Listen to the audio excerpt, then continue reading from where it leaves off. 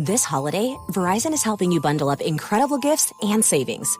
You'll get the latest phone with a new line on My Plan and a brand new smartwatch and tablet. No trade-in needed, even on our lowest price plan. That's 2 gifts for your family and 1 for you. Or 2 for you and 1 for someone else. Or 3 gifts for you and only you. Either way, you save big on 3 amazing gifts at Verizon. All on the best 5G network. Visit Verizon today. Rankings based on Root Metric Root Score report dated 1/8/2025. Your results may vary. Service plan required for watch and tablet. Additional terms apply. Here at Blue Apron, we know exactly how hectic school nights can be. That's why we created Assemble and Bake. Delicious one-pan meals that make family dinner simple. Just assemble the pre-chopped ingredients and put the pan in the oven to bake. Then you're free to help out with that last-minute diorama. Shop Assemble and Bake at blueapron.com. Get 50% off your first 2 orders with code APRON50. Terms and conditions apply. Visit blueapron.com/terms for more. You hired a new employee. Time to get to work, right? Not quite. First comes HR software for payroll and benefits. Then IT tools to manage devices and app access. And finance software for expenses. Oh, and none of these softwares work together. That's sad. Software as a disservice. Rippling lets you run HR, IT, and finance on one unified platform with automations that save time and connect your workflows. For a limited time, you can get 6 months of Rippling free when you sign up at rippling.com/podcast. That's RIPPLING.com/podcast. Terms and conditions apply. A lot of supplement brands chase trends, but if you're serious about your health, we know research-backed science is what actually moves the needle. Momentous works with the best brains in human science to create every formula, and every batch is made of pure ingredients, tested for safety, and does not contain fillers. So you get the best long-term results possible. Creatine isn't just for muscle gains, it's essential daily fuel for your brain, body, and long-term performance. Momentous CreaPure Creatine is backed by leading performance experts like Dr. Andrew Huberman and Dr. Stacy Sims. Sourced exclusively in Germany, CreaPure sets the gold standard for creatine, delivering the purest form, creatine monohydrate, that's rigorously washed and never cut with fillers. With over 2,000 5-star reviews, over 112,000 customers have seen the results firsthand. With Momentous, the fundamentals are done right. Right now, Momentous is offering our listeners up to 35% off your first subscription order with promo code ACAST. Go to livemomentous.com and use promo code ACAST for up to 35% off your first subscription order. That's livemomentous.com, promo code ACAST. Hey friends, it's Nikayla from the podcast Side Hustle Pro. I'm always looking for ways to keep my kids entertained without screens, and the Yoto Mini has been a total lifesaver. My kids are obsessed. Yoto is a screen-free audio player where kids just pop in a card and listen. Hours of stories, music, podcasts, and more, and no screens or ads. With hundreds of options for ages 0 to 12, it's the perfect gift they'll go back to again and again. Check it out at yotoplay.com. YOTOPLAY.com.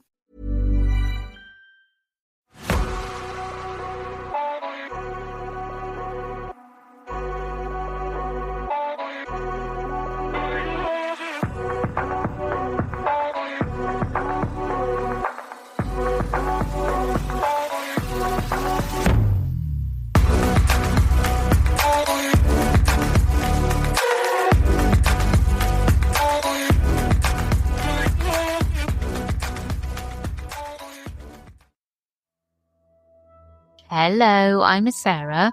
Known to be. And welcome to the Whispering Woods classic ghost story episode. Today's episode is all about Hinton Ampner. Yes. So this is the really classic ghost story and it's really good. I loved it. I'll get straight into it. Are you ready for the story? Yes, I am.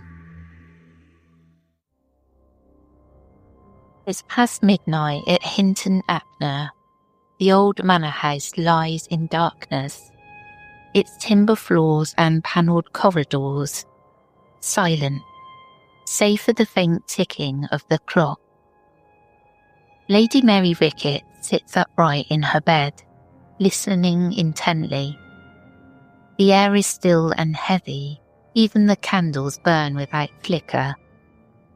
Then, slam. A door seems to crash shut in the empty hall. Mary's heart pounds. She holds her breath as brisk footsteps echo overhead, pacing from one end of the attic to the other. The footsteps halt outside her bedroom door. For a moment, all is quiet again. Mary exhales slowly, willing herself to be calm, when suddenly a shrill cry rings out from beneath the floorboards. It rises into a wail, and then fades into silence. Clutching her shawl tightly, Mary knows she is not alone in the house tonight. Hinton Ampner, an estate in the Hampshire countryside, carried a sinister reputation long before Mary Ricketts set foot there. The Tudor-era manor had been home to the Stukely family since the late 1500s. By the mid-18th century, it passed to the Stowell family. Local gossip told of Lord Stowell's scandalous liaison with his sister-in-law, Honoria, and a child rumoured to have disappeared under mysterious circumstances. Tragedy soon struck the household. Honoria died suddenly in 1754, and Lord Stowell himself collapsed from an apoplectic fit in the parlour the following year. In the decade that followed, villagers said that Lord Stowell's restless spirit remained. Strange sounds were heard at night in the empty home, and a ghostly figure in a drab coat, hands clasped behind his back, in Lord Stowell's customary pose, was reportedly seen standing in the moonlit gardens. Servants grew unwilling to stay after dark, and by 1764, Hinton Ampner's eerie reputation was well established. In October 1764, William Henry Ricketts and his wife Mary, née Jervis, leased Hinton Ampner. Undeterred by the tales of the hauntings, they were a respectable, well-to-do family. Mary was the daughter of a naval officer and sister to Captain Jervis, a future admiral. For a time, the manor was peaceful, but soon after the family settled in, the disturbances began. Mary later wrote to her husband, "Soon after we were settled at Hinton, I frequently heard noises in the night, as if people shutting or rather slapping doors with vehemence.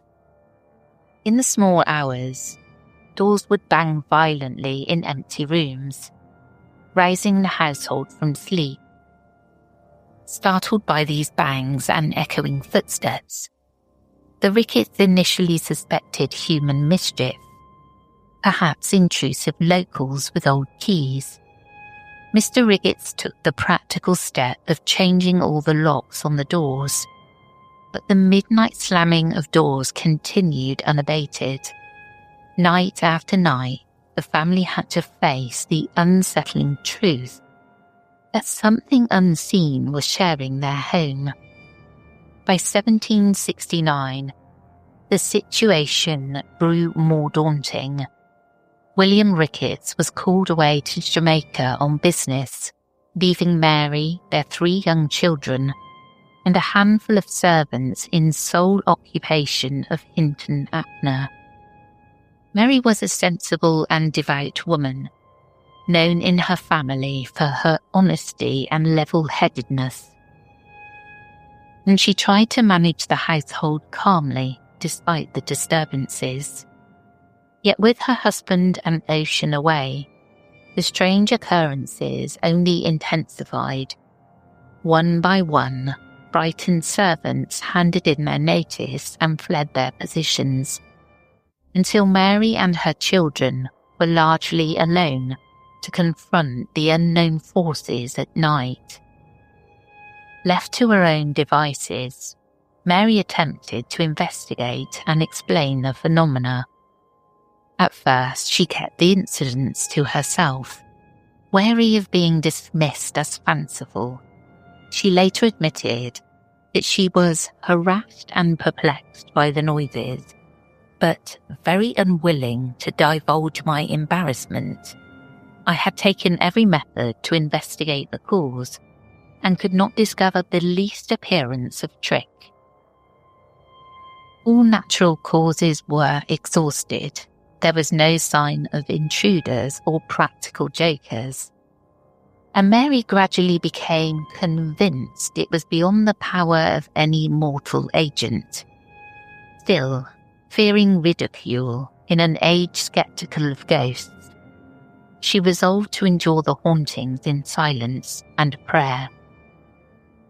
Each night brought new torments. Mary began having her personal maid, Elizabeth Godin, sleep on a small bed in her room for company. The women would lie awake listening. Frequently, phantom footsteps crept through the halls, and disembodied knocking echoed against walls. At times, Mary could make out what sounded like muttered conversations right next to her. In a letter, she described how a shrill female voice would begin, and then two others with deeper and man-like tone seemed to join in the discourse. Yet though this conversation sounded as if close to me, I never could distinguish words. The unnerving babble of a ghostly woman and two men would rise and fall, murmuring from the darkness, but any actual words remained tantalizingly out of reach. On many occasions, Mary turned to her maid and whispered, "Did you hear that?" Each time Elizabeth Godin confirmed hearing the same inexplicable voices. It was as if invisible persons stood by Mary's very bed, carrying on an intelligible but indecipherable conversation. Other nights brought different disturbances. Mary often heard the rustle of fabric moving when nothing was visible. My bed curtains rustled and sounded as if dragged by a person walking against them, she wrote. The sensation was of someone brushing past her canopy in the dark. On other occasions, she was jolted awake by heavy footfalls, thudding across her bedroom floor and advancing toward her bed. She steeled herself, expecting to confront an intruder, but saw no one there. All the while, the children slept fitfully in the nursery, occasionally stirring at mysterious thuds and thumps that resounded through the house. Mary's nerves were wearied by weeks of these nocturnal onslaughts. By the summer of 1771, nearly every night at Hinton, Ampner, was filled with opening and slamming doors, phantom footsteps, vague voices, and knocks on the walls. The phenomena grew so persistent that Mary scarcely had a night of undisturbed sleep. Exhaustion set in. She later confessed that the continual strain fixed slow fever and deep cough upon her, undermining her health. Despite this, she remained determined to persevere, a resolution firm, as she put it. She still had not breathed a word of her ordeal to any outsiders. Even when her brother, Captain John Jervis, paid a short visit, Mary couldn't bring herself to tell him of the hauntings. She desperately hoped for a rational explanation to appear. One morning, dropping a hint, she casually asked Jervis if the servants had disturbed him in the night. He replied he'd heard nothing unusual. Mary realised that even with family under the same roof, the secret remained hers alone to bear. One July night in 1771, the haunting at Hinton Ampner escalated to a terrifying new level. Mary Ricketts and her maid Elizabeth were both awake in the pre-dawn hours. It was around 3 o'clock in the morning, with a pale summer light just beginning to creep into the sky. Without warning, they heard the most loud, deep, tremendous noise, which seemed to rush and fall with infinite velocity and force on the lobby floor adjoining to my room. It was as if a heavy object or a body had been hurled from a great height, crashing onto the landing just outside Mary's door. The entire floor shook from the impact. Mary started upright, heart pounding, and called out to her maid, "Good God, did you hear that noise?" Elizabeth was struck silent with fear. When Mary pressed her again, the maid managed to answer in a faltering voice that she had indeed heard it, but was so frightened she scarce durst speak. They sat rigid in the darkness for an instant that felt like eternity. Then, directly beneath the floorboards where the crash had sounded, came an even more chilling sound. A shrill and dreadful shriek emanated from below, repeated 3 or 4 times, growing fainter as it seemed to descend, till it sank into the earth. The disembodied scream rose up through the house and then died away into ghostly silence, as though whatever ghastly thing had fallen had now been dragged down to hell. In the children's room across the corridor, the nursemaid, Hannah Streeter, also heard the horrific crash and cries. She was so overcome with terror that she lay for 2 hours almost deprived of sense and motion from shock. This was the breaking point. After nearly 7 years of cumulative hauntings, Mary could no longer endure such horrors alone. As she later wrote, this alarm, so more than commonly horrible, determined me to impart the whole series of events to my brother on his return to Hinton. Captain Jervis was due to visit in a week's time, and Mary resolved that she would finally tell him everything and beg for his help. In the anxious days that followed, Mary took one last measure to reassure herself. She wondered if changing her sleeping quarters might escape the notice of whatever entity plagued her. Without telling anyone beforehand, she suddenly moved to a different bedroom one night, into the chamber previously used by her maid. If the disturbances were some elaborate human trick, surely a spontaneous change of room would throw off the perpetrators. It didn't.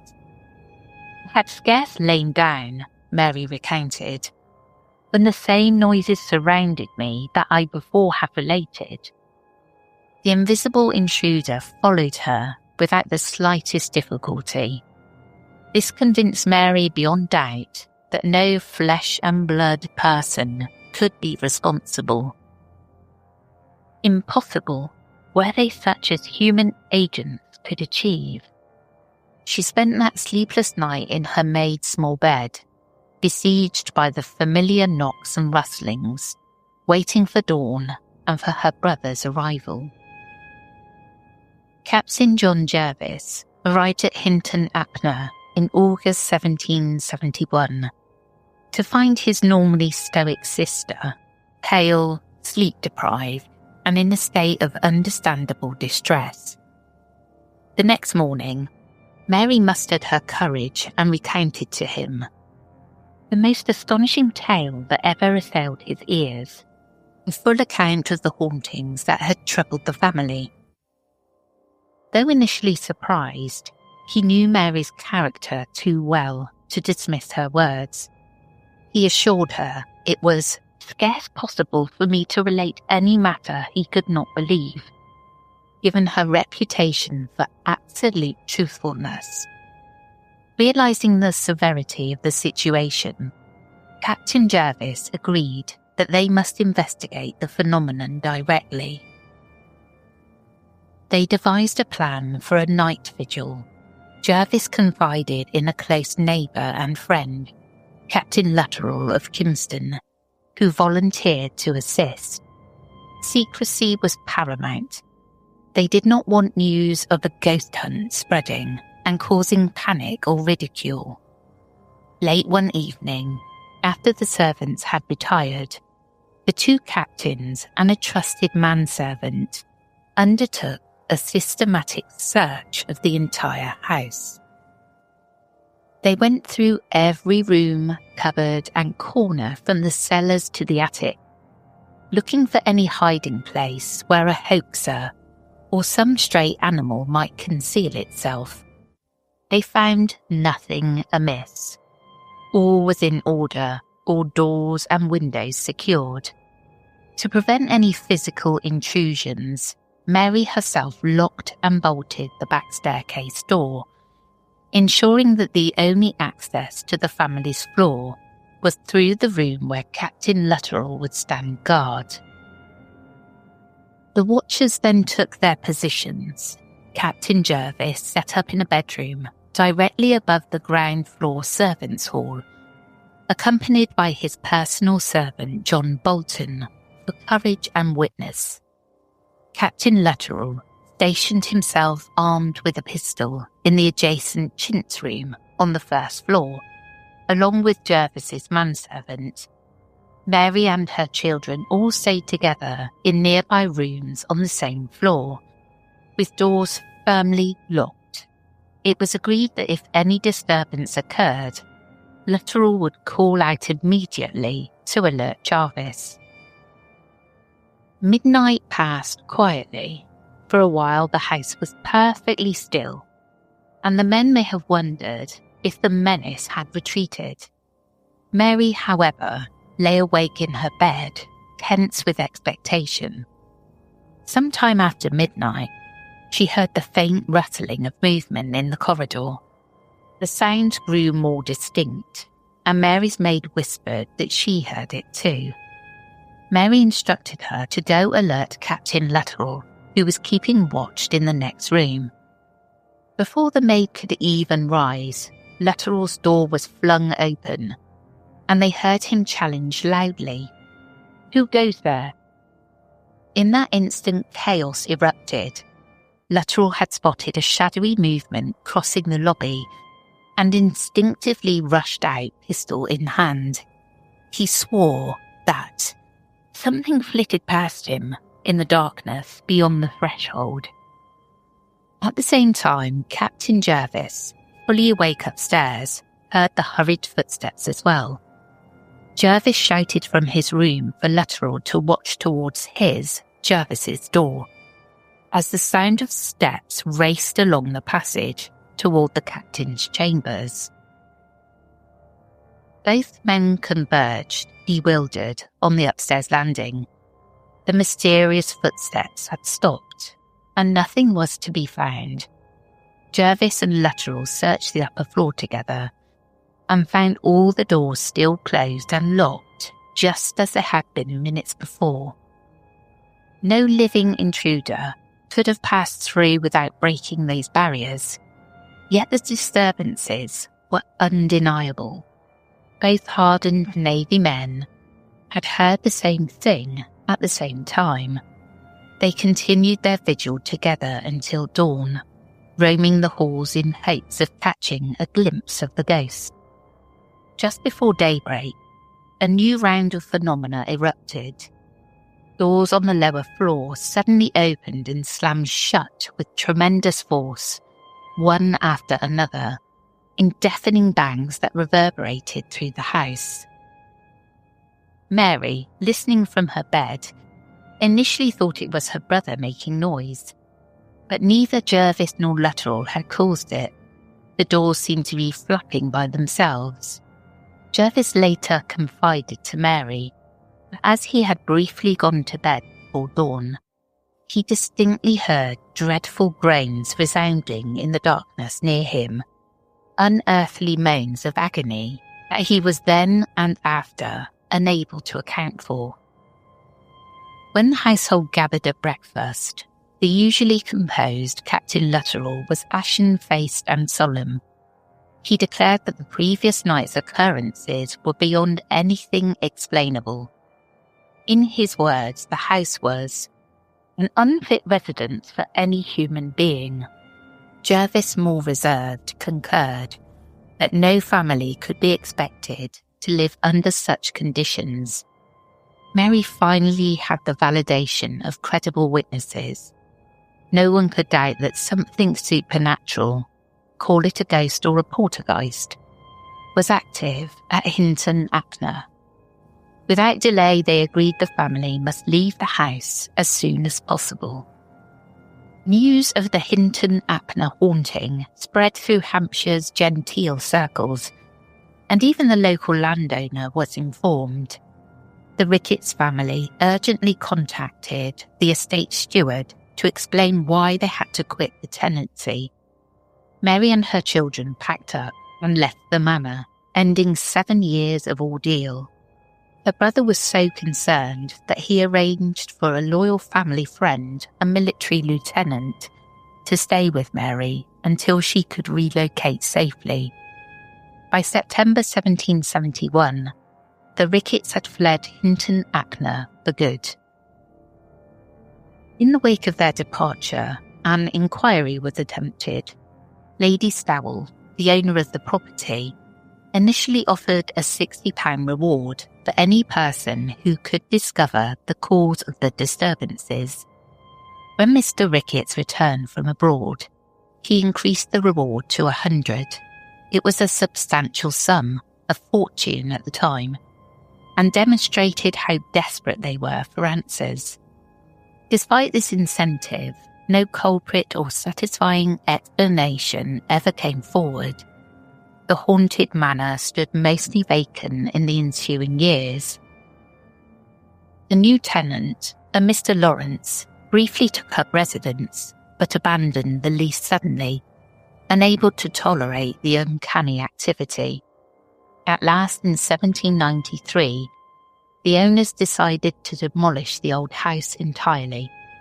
During the demolition work, the labourers uncovered a curious discovery under the floor of an upstairs lobby.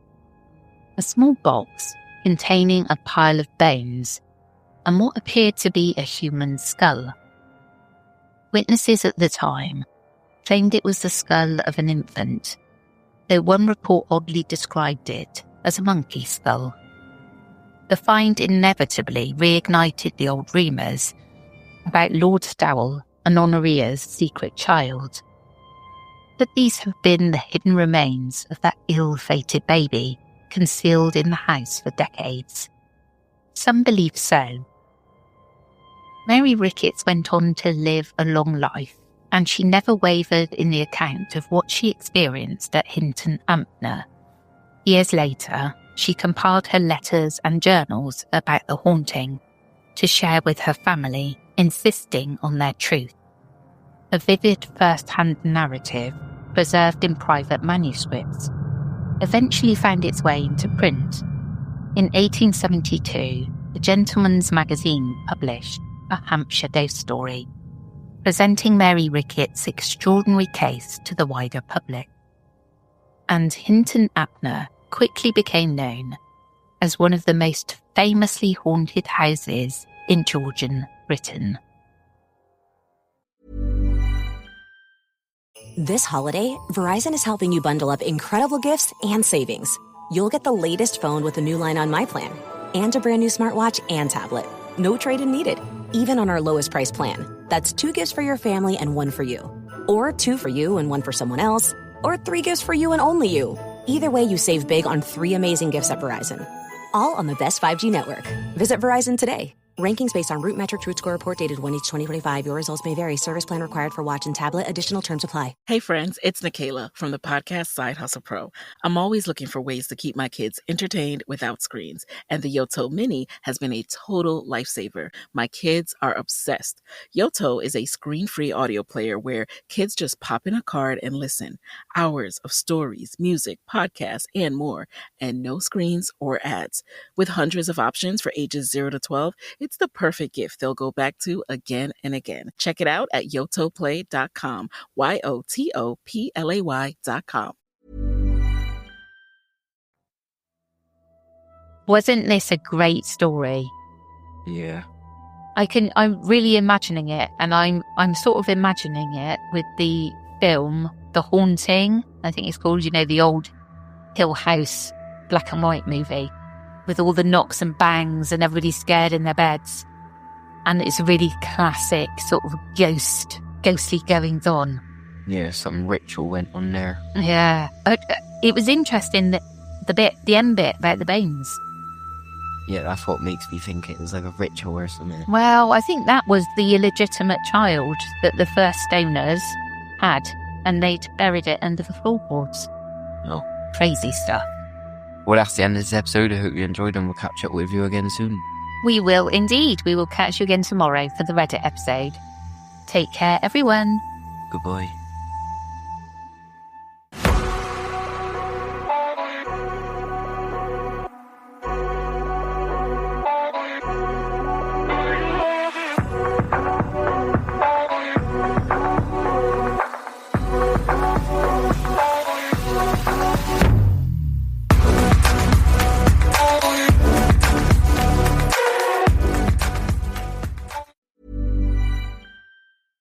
This holiday, Verizon is helping you bundle up incredible gifts and savings. You'll get the latest phone with the new line on My Plan and a brand new smartwatch and tablet. No trade-in needed, even on our lowest price plan. That's 2 gifts for your family and 1 for you. Or 2 for you and 1 for someone else. Or 3 gifts for you and only you. Either way, you save big on 3 amazing gifts at Verizon. All on the best 5G network. Visit Verizon today. Rankings based on Root Metric Root Score report dated 1/8/2025. Your results may vary. Service plan required for watch and tablet. Additional terms apply. Hey friends, it's Nikayla from the podcast Side Hustle Pro. I'm always looking for ways to keep my kids entertained without screens, and the Yoto Mini has been a total lifesaver. My kids are obsessed. Yoto is a screen-free audio player where kids just pop in a card and listen. Hours of stories, music, podcasts, and more, and no screens or ads.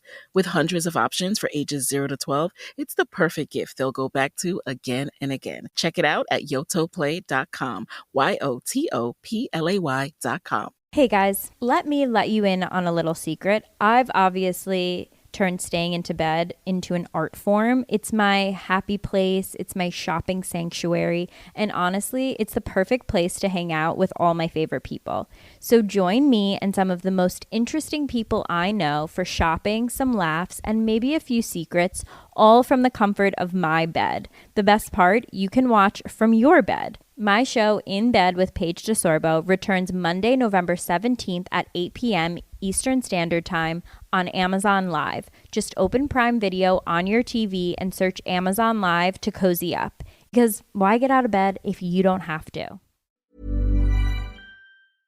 The stories told on the Whispering Woods are inspired by historical records, witness reports, and local folklore. While every effort is made to research and represent events accurately, some details, names, and locations may differ from official accounts or have been changed out of respect for those involved. These episodes are created for storytelling and entertainment purposes and should not be considered definitive fact or investigative journalism.